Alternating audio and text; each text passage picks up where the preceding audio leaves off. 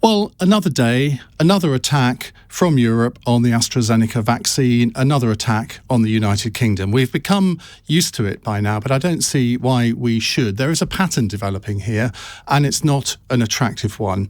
If you remember, a couple of weeks ago, the president of the European Council, Charles Michel, got into trouble because he claimed that the UK had imposed an outright ban on the export of vaccines. That was a lie. And the European Commission had to withdraw from that. He had to apologise for it in the end. We had the French president, Emmanuel Macron, slamming the AstraZeneca vaccine as not safe for the over 65s, leading to even more vaccine hesitancy in his country, which was already full of it. You then had Angela Merkel saying the same thing with absolutely no proof whatsoever. The WHO and the European Medical Agency both disagreed. You then had the suspension of the AstraZeneca vaccine in 17 different countries, not all within the EU. Iceland and Norway are not in the EU.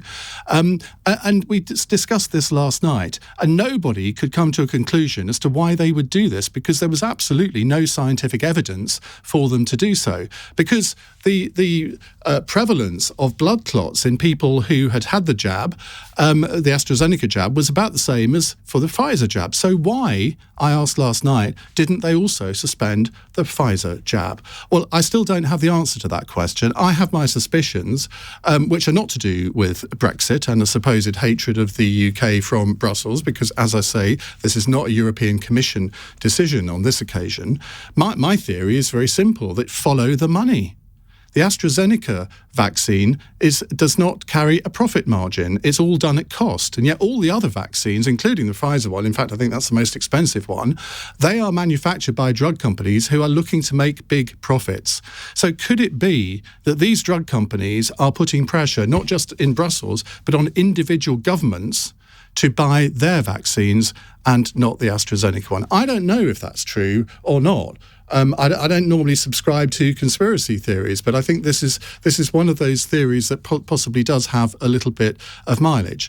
And then today, we have Ursula von der Leyen threatening the United Kingdom by saying that she would possibly ban exports to this country from the European Union, something that she had guaranteed Boris Johnson a few weeks ago she would not do. So let's get this straight. The European Union is threatening to ban exports to us. They are taking us to court over the Northern Ireland Protocol because, to reduce it down to a minimum, Irish supermarkets want to stock British sausage rolls on their supermarket shelves. That's what they're taking legal action against us for. And now they're threatening to withdraw vaccines which could save British people's lives. Now, this is appalling because it shows a fundamental misunderstanding of the situation. Because it is not countries that export and import, it is individual private companies that do that on the basis of contract law. Britain signed a contract with AstraZeneca to receive a certain number of vaccines by a certain time.